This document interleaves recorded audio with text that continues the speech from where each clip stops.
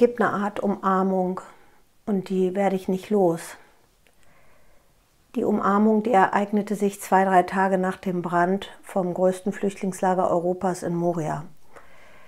Wir sind nach Lesbos geflogen und waren 2 Tage nach dem Brand auf dem Straßenstreifen, wo Tausende von Menschen nun am Rande der Straße lagen, weil sie auch das Letzte verloren hatten. Ihre Hütten, die Bilder kennt man ja aus dem Fernsehen. Wir hatten einen Livestream gemacht und begannen da langsam durchzugehen. Die Menschen schliefen da, es waren Tausende, es war still, es war abends gegen 11 Uhr.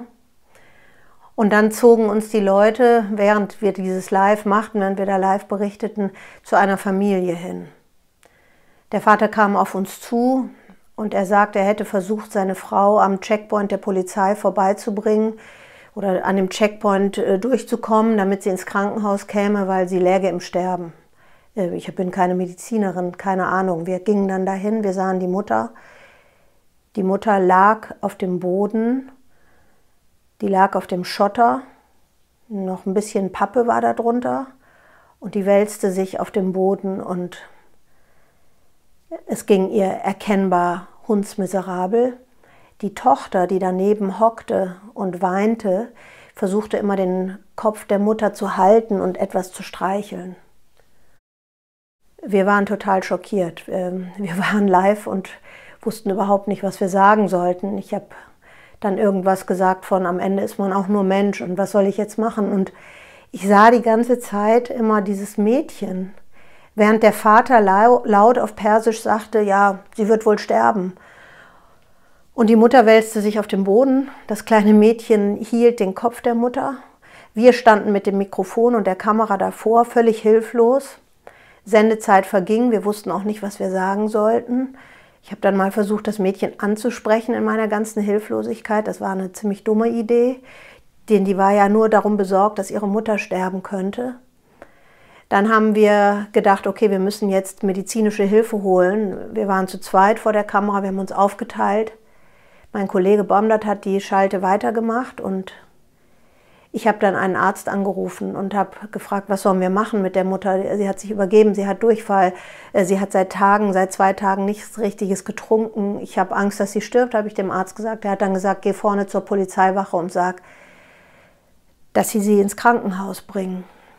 Der Vater hatte mir ja gesagt, dass sie an der Polizeiwache nicht vorbeigekommen waren. Die Polizisten hätten angeblich gesagt, soll sie doch sterben. Das Mädchen saß auf dem Boden und weinte.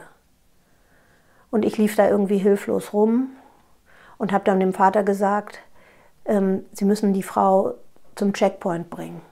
Und dann fand ich in meiner Hosentasche so ein kleines Armbändchen, das hatte ich da irgendwie noch drin.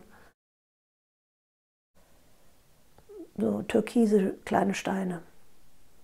Und dann habe ich dieses Armband dem Mädchen, ich konnte ihr ja nicht zu nahe kommen, aber ich habe ihr das dann mit viel Abstand auf ihr Knie gelegt.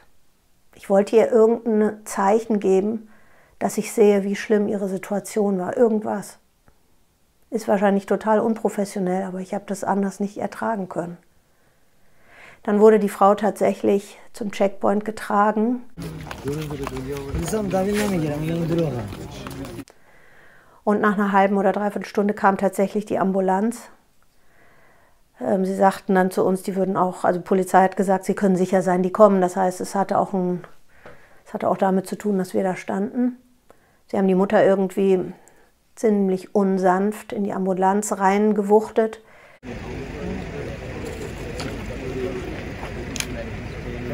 Der Vater stand da hilflos.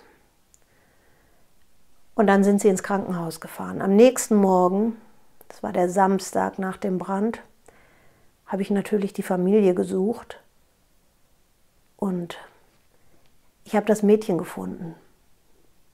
Die saß da fast genau an dem gleichen Ort, wo sie am Abend davor saß. Die hatte das Armbändchen an. Und es gab einen ganz kleinen Moment.